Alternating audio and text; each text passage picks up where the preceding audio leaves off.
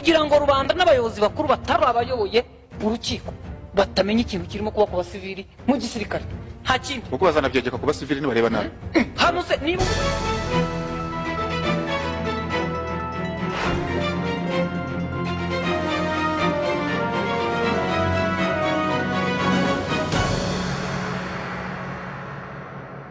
mu gitondo bamugira umuvugizi bamufashe baramufunga Sengabo wohereje wahamagaye umuntu i Kigali ngo amugurire itike ari mu mishoni kuko yari agiye kujya muri vacances ngo ajye kwirebera ikipe akunda yageze i Kigali ntazi penini murambwira ngo yabaye umufatanya cyaha yinjiye mu cyaha icyatumye umushinja cyaha n'urukiko bemeza gushyira ibintu mu muhezo n'ukugira ngo rubanda n'abayobozi bakuru batari abayoboye urukiko batamenya ikintu kirimo kuba ku basivili mu gisirikare nta kindi kuko bazanabyegeka ku basivili nibareba nabi hano se niba bazabyegeka ku basivili barabanje hano barabeshya ngo abanyamakuru banza bavuga yego da ngo bavuze ko batabashaka ntabwo babashaka niko byari byagenze se ntabwo ariko byagenze barababimye uyu mwana ariko aragenda cyangwa uyu mugabo yarampamagaye nyamubwira nti mu gihe urimo kwinjira aho niba bafite icyo bagiye kukubaza umwavoka aragukurikiye mushinjacyaha mu mabwiriza tusibye n'umwavoka Scovia nubwo yaba kuyobora nawe ntagera bamerewe bate Rwanda mu mpera z'ukwa karindwi uyu mwaka turimo wa 2025 nibwo twumvishe inkuru yaciye igikuba ku mbuga nkoranyambaga abantu bavuga bati ibi ni ibiki bibaye umunyamakuru Rugajurigani yatawe muri yombi umuvugizi w'abafana ba APR nawe yatawe muri yombi inkuru zitangira gucishikana ku mbuga nkoranyambaga gutyo abantu bamwe barabyemera abandi ntibabyemera ariko nanone hadaciyemo iminsi mikeya twumvishe ngo Rikadi bamukuye munsi y'igitanda ayo nk'amagambo ya Kenisi yitangarije ubwe avuga ngo bamupfupfunyuriye munsi y'igitanda adaciyemo kabiri none twumva ngo Anta bamuvanye mu gihugu cy'Ubugande nawe ari gushinjwa kuba yarariye amafaranga ya APRFC abo bose bataye muri yombi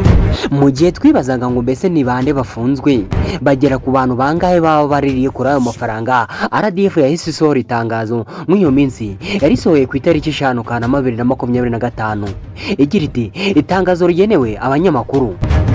iryo tangazo nyine ryasohotse ku wa 5 Kanama 2025 riragira riti ubuyobozi bwa RDF buramenyesha ubushinjacyaha bwa gisirikare bukurikiranye mu butabera aba ofisiye babiri ba RDF hamwe n'abasivili bagera kuri 20 bakurikiranye ibyaha bakekwa ko bakoranye nabo ba ofisiye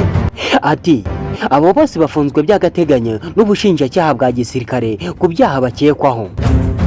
mu byaha bashinjwa harimo ubufatanyacyaha kwakira no gutanga inyandiko itemewe icyaha cya kabiri bakekwa ubufatanyacyaha mu gukoresha umutungo wa leta icyo utateganyijwe ibyaha bakurikiranyweho bijyanye n'uburyo haguzwa amatike y'indege kuri konti ya Minisiteri y'Ingabo mu buryo bunyuranyijwe n'amategeko hepfo akantu katunguye abantu kandi bakibaza byinshi bagize bati nk'uko biteganywa n'itegeko abasivili bo bakoranye icyaha n'abasirikare bakurikiranwe n'ubutabera bakaburanishwa n'inkiko za gisirikare abantu bakimara gusomera itangazo barumiwe baravuga bati aba banyamakuru batawe muri yombi ati sinzi byabo gusa nanone Mutesi Scovia waravuga ati ko hari umuntu wari wibereye mu mahanga yari ashaka kujya kureba uriya mukino kubera ikipe yikuriraga ayo matike yajemo gute yafunzwe bigenze bite ko yohereje itike ngo bamwishyurire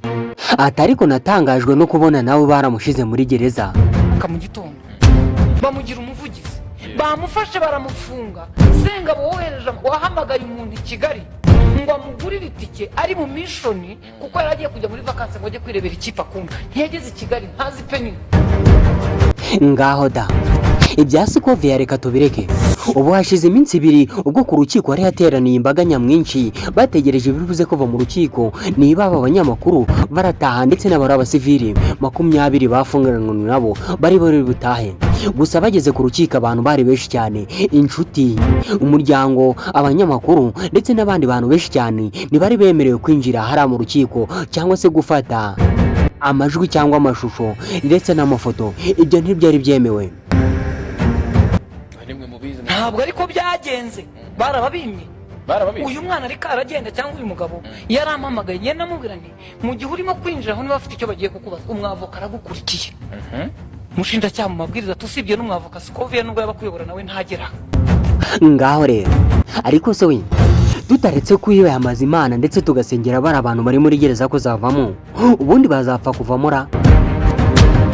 nta kindi kiraje inshinga abantu rero uretse kuba bari gusengera Rigani Rugaju Kade Jangwani ndetse n'abandi bantu bafunzwe kuzava hariya mu rukiko. Ibaza ariko nawe kubura umusivili ukajya imbere y'abantu bambaye inyenyeri ngo uri kuburana, ni ibintu bigoye mwa bantu mwe. Nawe ubashe kubyiyumvisha wabona ko ibi bintu bidashoboka, ariko nanone kubw'Imana byose birashoboka. Reka twizere ko bazava muri gereza.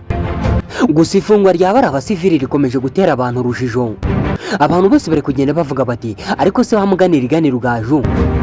ngo katari wowe wari kujya hariya mu Misiri akaba yaragiyeyo, aho wamuganira yaba yarakoresheje amafaranga y'abandi. Dore ko binavuga yuko umunyamakuru RBA ukorera kuri televiziyo Rwanda ariko rimwe na rimwe agacishamo akaza no kuri radio Rwanda, uwo nta wundi ni David Mugaragu. Uwo ngo niwe wari kujyana n'ikipe ya APR, ariko ngo abantu baje gutungurwa baje kubona ko Rigani Rugaju ariho wageze hariya mu Misiri.